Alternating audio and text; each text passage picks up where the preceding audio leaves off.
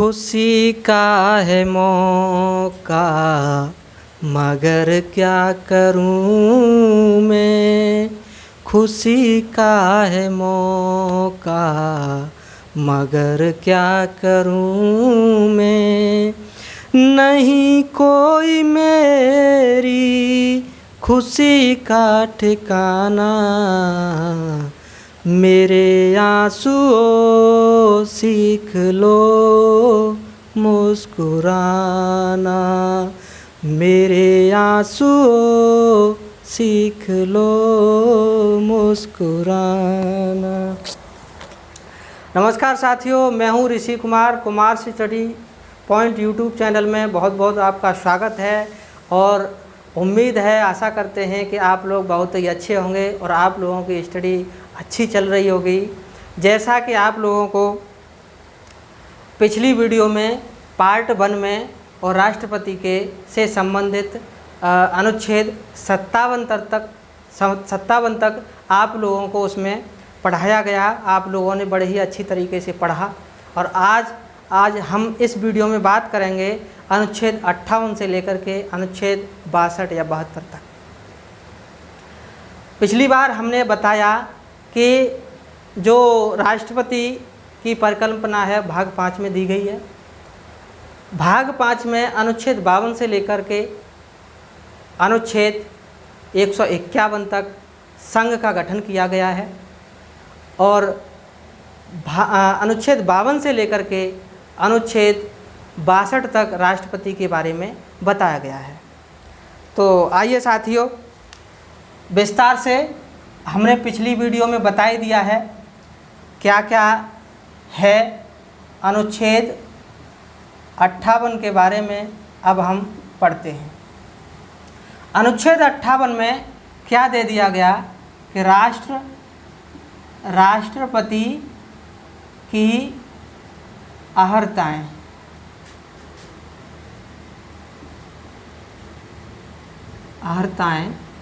दे दी गई। राष्ट्रपति निर्वाचित होने के लिए क्या क्या अर्हताएं होनी चाहिए एक जो राष्ट्रपति का चुनाव लड़ेगा उसके लिए। आइए साथियों, क्या क्या होनी चाहिए। नंबर 1, भारत का नागरिक हो। भारत का नागरिक हो। नंबर 2, 35 वर्ष की आयु पूरी कर चुका हो। 35 वर्ष की आयु पूरी कर चुका हो। नंबर 3, लोकसभा का सदस्य निर्वाचित होने की योग्यता रखता हो। चौथे नंबर पर है किसी लाभ के पद पर न हो। साथियों, ये राष्ट्रपति के निर्वाचन के लिए अर्हताएं होती हैं कि भारत का नागरिक होना चाहिए। दूसरे नंबर पर वह 35 वर्ष की आयु पूरी कर लेनी चाहिए उसे। लोकसभा का तीसरे नंबर पर है लोकसभा का सदस्य निर्वाचित होने की योग्यता रखता हो। चौथे नंबर पर है किसी लाभ के पद पर न हो। लाभ का पद क्या होता है साथियों? लाभ का पद जैसे राष्ट्रपति, किसी राज्य का राज्यपाल, किसी राज्य का राज्यपाल या संघ या राज्य का कोई मंत्री। साथियों, राष्ट्रपति, राज्यपाल, संघ या राज्य का कोई भी मंत्री ये लाभ के पद नहीं माने जाते। ये जो हैं वो लाभ के पद नहीं माने जाते हैं। इनके अलावा कोई और हो तो वो लाभ का पद होगा। अगर ये है तो वो व्यक्ति चुनाव लड़ सकता है और निर्वाचन के माध्यम से वो निर्वाचित हो सकता है।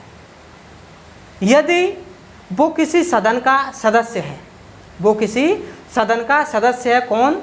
जो राष्ट्रपति चुनने के लिए जा रहा है, वो निर्वाचित होने के लिए जा रहा है, वो व्यक्ति अगर किसी सदन का सदस्य है और वह निर्वाचित होकर के राष्ट्रपति बन जाता है, तो उसी दिन से उसकी जो सदन की सदस्यता है वो रिक्त मानी जाएगी, उसका पद रिक्त मान लिया जाएगा, वो सदस्यता खत्म हो जाएगी। ध्यान रखें साथियों, सदस्यता खत्म हो जाएगी। इसके बाद है, अब हम पढ़ेंगे अनुच्छेद 59। साथियों, अनुच्छेद 59 में राष्ट्रपति की शर्तें दी गई हैं, जिसमें वेतन भत्ते आ जाते हैं। अनुच्छेद 59 में राष्ट्रपति के लिए शर्तें दी गई हैं। राष्ट्रपति पद के लिए शर्तें, राष्ट्रपति पद के लिए क्या क्या शर्तें होनी चाहिए? सबसे पहले तो वह किसी लाभ के पद पर नहीं होना चाहिए, लाभ के पद पर नहीं होना चाहिए। दूसरा, अभी मैंने लाभ के पद बताए थे, राष्ट्रपति, राज्यपाल या संघ या राज्य का कोई भी मंत्री, ये लाभ के पद नहीं माने जाते। दूसरा, जो वेतन भत्ते हैं, वेतन या भत्ते हैं, वो राष्ट्रपति जब तक रहेगा, अपने पद पर कोई व्यक्ति राष्ट्रपति बना रहेगा, उस समय तक वेतन और भत्तों में कोई भी किसी भी माध्यम की कटौती नहीं की जा सकती, किसी भी माध्यम की कटौती नहीं कर सकते उसके वेतन में। अभी जो राष्ट्रपति का वेतन है वो वर्तमान में 5 लाख रुपए है, 5 लाख रुपए है। पहले कितना था? पहले 1,50,000 रुपये था। कितना था? 1.5 लाख रुपए। अभी वर्तमान में 5 लाख रुपए है, जो एक विशेष बड़ी बात, कर मुक्त होगा, कर से मुक्त होगा, टैक्स फ्री होगा। ये जो वेतन है वो, इसमें किसी भी प्रकार का कोई टैक्स नहीं लग सकता, ये बिल्कुल फ्री। लेकिन एक बॉर्डर पर सिपाही होता है, उसके लिए दिक्कत, उसे टैक्स देना पड़ता है। खैर, फिर भी अब सोचने वाली बात है, क्या राष्ट्रपति टैक्स फ्री मिल रहा है? वेतन जो है वो टैक्स फ्री है। पहले क्या 1.5 लाख रुपए था, आज 5 लाख रुपए है, तो काय के लिए वो पचड़े में पड़े, अपने जो पद है उसका अच्छे से सदुपयोग करता है संविधान के तहत। तो साथियों, जितनी भी सुविधाएं, सुख सुविधाएं मिलती हैं वो सभी राष्ट्रपति को मिलेंगी, और जितने भी वेतन भत्ते, सारी चीज़ें हैं, भवन है, वो सारी चीज़ें फ्री मिलती हैं, और जितने भी नौकर वगैरह हैं, सिक्योरिटी है, वो सब फ्री मिलती है, जब तक वो पद पर बना रहेगा तब तक के लिए। वेतन भत्ते हैं, उनमें किसी भी माध्यम की कोई भी कटौती नहीं की जा सकती। हालांकि वेतन को समय समय पर संसद निर्धारित करती है, और इसका जो वेतन है वो संचित निधि पर भारित होता है। भारत की जो संचित निधि है उससे राष्ट्रपति का वेतन दिया जाता है। आगे अनुच्छेद 60। साथियों, अनुच्छेद 60 में क्या है? 60 में, अनुच्छेद 60 में राष्ट्रपति की शपथ के बारे में दे दिया गया है। अनुच्छेद 60 में शपथ किस तरीके से, किस प्रकार से होती है। साथियों, हमारे भारत में अभी आप सामान्यतः देख रहे होंगे कि 25 जुलाई को हर बार राष्ट्रपति जो हैं वो शपथ ग्रहण लेते हैं, शपथ ग्रहण करते हैं 25 जुलाई को। ऐसा क्यों? सबसे पहले क्या हुआ कि जो हमारे भारत के राष्ट्रपति थे, नीलम संजीव रेड्डी। नीलम संजीव रेड्डी जो थे 1977 की बात है। उस समय पर इन्होंने अपनी जो शपथ ली थी वो 25 जुलाई को ली थी। इसके बाद ये निर्धारित कर दिया गया कि कोई भी राष्ट्रपति भारत का बनेगा वो 25 जुलाई की सुबह को और अपनी शपथ ग्रहण कर लेगा। कब से? 1977 से ये प्रावधान कर दिया गया। इससे पहले 24 जुलाई तक जो भी निर्वाचन की प्रक्रिया है, विवादित है या कुछ और है, वो सारे कार्य निपटा लिए जाते हैं 24 जुलाई को। हर हाल में 24 जुलाई तक सारे कार्यों को संपादित कर दिया जाता है, निपटा लिया जाता है। उसके बाद 25 जुलाई की सुबह को ही राष्ट्रपति अपनी शपथ ग्रहण कर लेगा।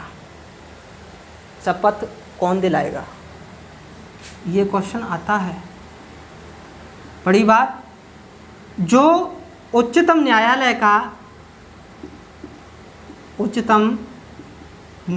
का जो मुख्य न्यायाधीश होता है वो, या फिर उच्चतम न्यायालय का वरिष्ठतम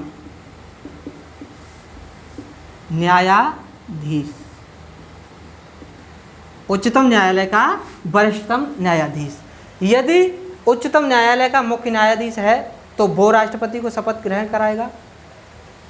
अगर वो नहीं है, किसी भी कंडीशन में कोई दिक्कत हो जाती है किसी माध्यम से, तो उच्चतम न्यायालय का जो वरिष्ठतम न्यायाधीश है वो राष्ट्रपति को शपथ ग्रहण कराएगा। शपथ ग्रहण कराएगा और राष्ट्रपति 25 जुलाई की सुबह को अपनी शपथ ग्रहण करेगा।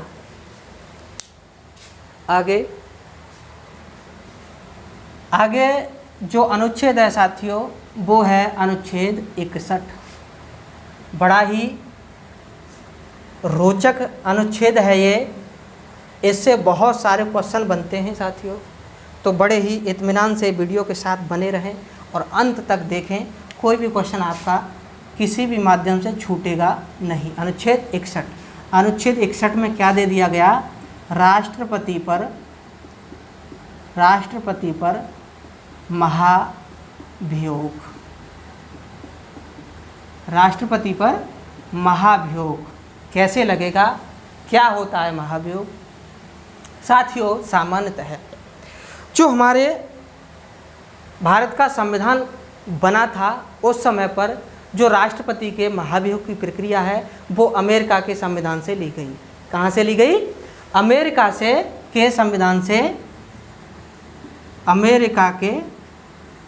संविधान से ली गई राष्ट्रपति पर महाभियोग की प्रक्रिया। ये कैसे चलती है? ये प्रक्रिया चलती कैसे है? तो चलती ऐसे है कि राष्ट्रपति के ऊपर महाभियोग की जो प्रक्रिया है वो किसी भी सदन में जैसे लोकसभा या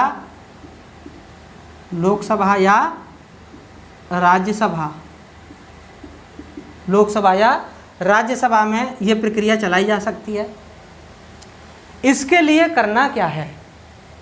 सबसे पहले राष्ट्रपति पर महाभियोग के लिए अगर हमें लगता है, अगर सदस्यों को, लोकसभा के और राज्यसभा को, किसी को लगता है कि राष्ट्रपति हमारे संविधान का अतिक्रमण कर रहा है, मतलब संविधान का अच्छे से प्रयोग नहीं कर रहा है, संविधान से हट करके अपने कार्यों को अंजाम दे रहा है, तो वो उन पर महाभियोग की प्रक्रिया ला सकते हैं किसी भी सदन में, राज्यसभा या लोकसभा में।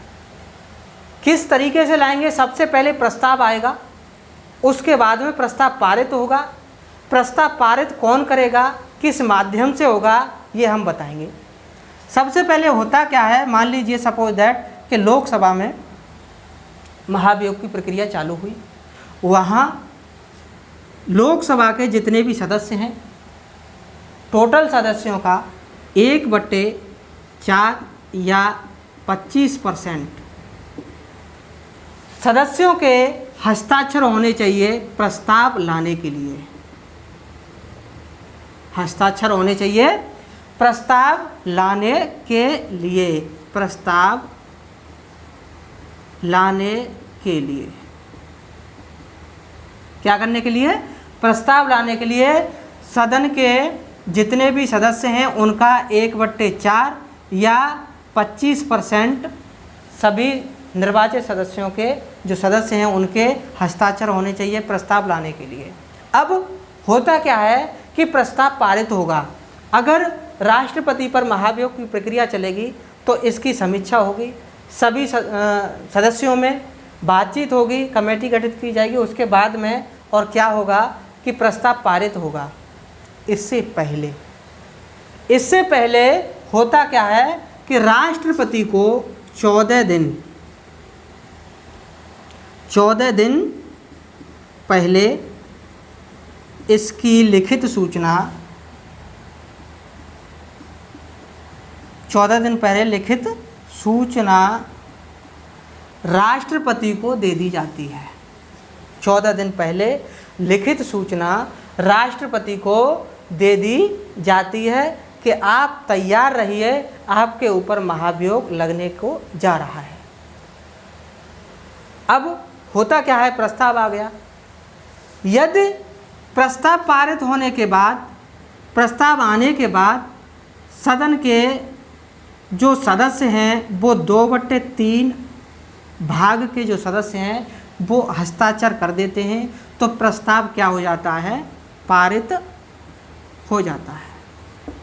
प्रस्ताव पारित हो जाता है और वह पारित प्रस्ताव दूसरे सदन में जाता है।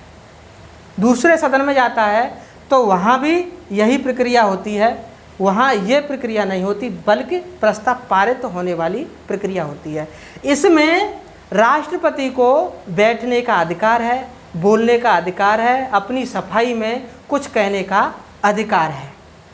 राष्ट्रपति अपनी सफाई में कुछ कह सकता है कि मैंने किस तरीके से और संविधान का अतिक्रमण किया है।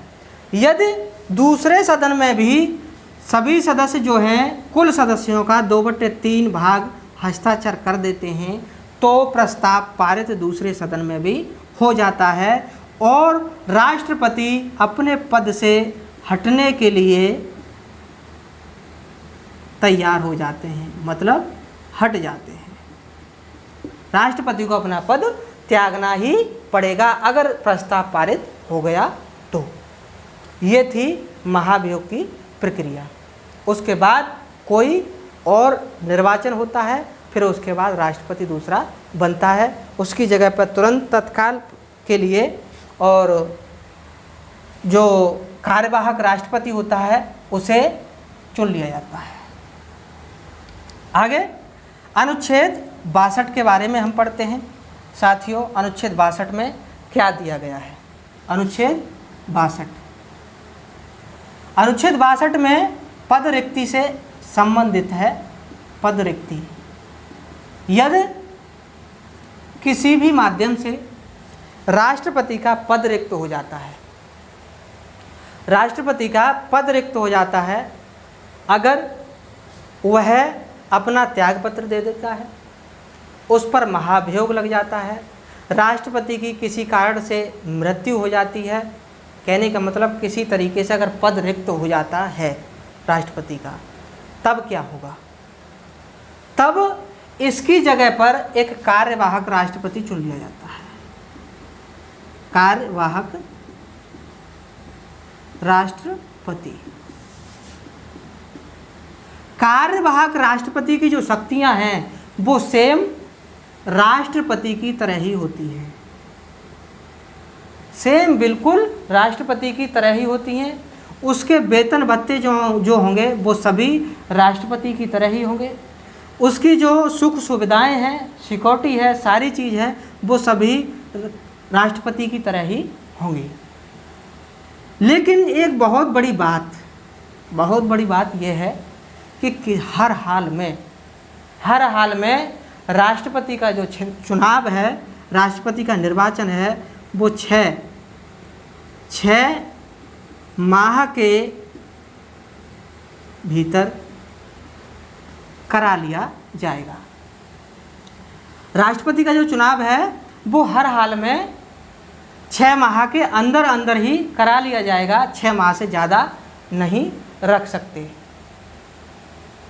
6 माह से ज़्यादा नहीं कर सकते। कार्यवाहक राष्ट्रपति तब तक राष्ट्रपति के रूप में कार्य करेगा। अगर राष्ट्रपति किसी भी माध्यम से उपराष्ट्रपति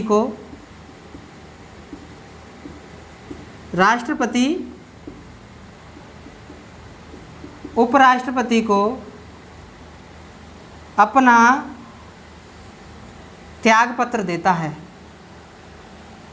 राष्ट्रपति अपना त्यागपत्र उपराष्ट्रपति को देता है और उपराष्ट्रपति अपना त्यागपत्र राष्ट्रपति को देता है। राष्ट्रपति जिस वक्त उपराष्ट्रपति को अपना त्यागपत्र देता है, इसकी तुरंत सूचना, तत्काल सूचना जो है लोकसभा अध्यक्ष को उपराष्ट्रपति देगा। उपराष्ट्रपति बताएगा कि राष्ट्रपति जी ने मुझे अपना त्यागपत्र सौंप दिया है। इसकी जो सूचना है वो उपराष्ट्रपति लोकसभा अध्यक्ष को तुरंत तत्काल ही देगा। आप लोगों ने लास्ट में अभी अनुच्छेद 62 पढ़ा, आगे है एक और अनुच्छेद के बारे में मैं बताए दे रहा हूँ। अनुच्छेद 72 है, ये राष्ट्रपति के बाहर है, लेकिन फिर भी हमारे संविधान में भिन्न भिन्न जगह पर भिन्न भिन्न और अनुच्छेद के द्वारा राष्ट्रपति के बारे में, शक्तियों के बारे में बताया गया है। हालांकि फिर भी मैं 72 के बारे में बताए दे रहा हूँ। इसमें राष्ट्रपति की क्षमा दान की शक्ति प्राप्त है, क्षमादान की शक्ति प्राप्त है। क्षमादान किस माध्यम का, कि जैसे कोई व्यक्ति किसी माध्यम से उसे जेल हो जाती है, उसे किसी कारागार में बंद कर दिया जाता है, अगर उसका करैक्टर अच्छा है या किसी भी माध्यम से वो सही व्यक्ति है, तो वह लिखित स्वरूप, लिखित में राष्ट्रपति से अपनी गुहार लगा सकता है, अपनी क्षमादान के लिए एक लेटर लिख के भेज सकता है कि मुझे क्षमा किया जाए। तो ये शक्ति राष्ट्रपति को, और उसकी सज़ा कम करने का भी अधिकार, लघुकरण करने का भी अधिकार राष्ट्रपति को दिया गया है। उसकी जो सज़ा है वह भी कम करवा सकता है। और क्षमादान, जैसे किसी भी व्यक्ति को मृत्युदंड दे दिया गया है तो वह लिखित स्वरूप राष्ट्रपति के पास ये भेजेगा कि मुझे मृत्युदंड है, मुझे मृत्यु नहीं चाहिए। तो उसकी समीक्षा करने के बाद में राष्ट्रपति क्या है, इस निर्णय पर पहुंचेगा कि उसे क्षमा किया जाए या नहीं किया जाए। इसमें राष्ट्रपति अपनी शक्ति का प्रयोग अनुच्छेद 72 के तहत करता है। साथियों, हमने 58 से लेकर के अनुच्छेद 58 से लेकर के अनुच्छेद 72 तक इस वीडियो में पढ़ा। आगे के जो वीडियो है उसमें हम बताएंगे कि राष्ट्रपति का जो निर्वाचन है वो किस रीति से होता है, किस माध्यम से होता है। तो अगली वीडियो में हम मिलेंगे। तब तक के लिए इसे पढ़ने के बाद में मैं आशा करता हूं कि आप लोग अपने क्वेश्चन को अंजाम देंगे, अपने क्वेश्चनों को निकालेंगे। शायद मेरी उम्मीद है पूरी कि इससे संबंधित, राष्ट्रपति से संबंधित कोई भी क्वेश्चन आपके छोटी से लेकर के बड़ी परीक्षा तक कोई भी छूटेंगे नहीं। और इसलिए मेरी गुजारिश है कि चैनल को ज़्यादा से ज़्यादा सब्सक्राइब करें और वीडियो को ज़्यादा से ज़्यादा शेयर भी करें, जिससे कि मेरा मनोबल भी बना रहे। इसलिए मिलते हैं अगली वीडियो में। तब तक के लिए बने रहिए हमारे चैनल के साथ। तब तक के लिए नमस्कार, जय हिंद।